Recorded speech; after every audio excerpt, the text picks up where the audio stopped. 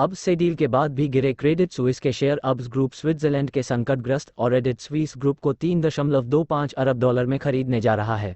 इस खबर के बाद यूरोपियन मार्केट में क्रेडिट स्विस के शेयरों में भारी गिरावट देखने को मिली। टेकओवर डील के बाद अब्स के शेयरों में 14% की गिरावट दिखी। वहीं क्रेडिट स्विस बैंक के शेयर 63% तक लुढ़क गए और इसके बॉन्डों में भी बड़ी गिरावट दर्ज की गई।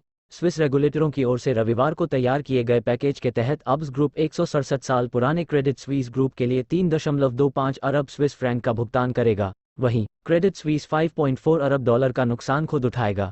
इस सौदे के बाद जो एंटिटी बनेगी उसमें यूबीएस के चेयरमैन कॉल्म केले और अब्स के सीईओ राल्फ हैमर्स अपने पदों पर बने रहेंगे। क्रेडिट स्विस का टेकओवर कर लिए जाने के बाद भी इसके एप्लोज को राहत नहीं मिली है।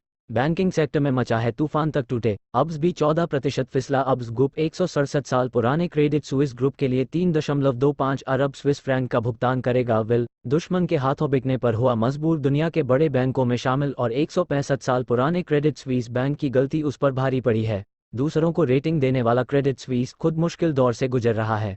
बैंक की हालात ऐसी है कि वो अपने वैल्यूएशन से कम में बिकने को मजबूर है। बीते 10 दिनों में दुनिया के 3 बड़े बैंक डूब गए हैं। बॉन्डों की कीमत में भारी गिरावट के बाद ये बैंक दिवालिया हो गए। पहले silicon valley bank, signature bank और अब क्रेडिट स्विस के साथ भी यही हुआ है। क्रेडिट स्विस इस हालत में क्यों पहुंचा, इसकी वजह देखें तो बैंक खुद इसके लिए जिम्मेदार है। बैंक ने बॉन्ड में काफ़ी पैसे निवेश कर दिए जिसके कारण उसके पास पैसों की दिक्कत हो गई। बॉन्डों की वैल्यू गिरने से को तगड़ा नुकसान हुआ।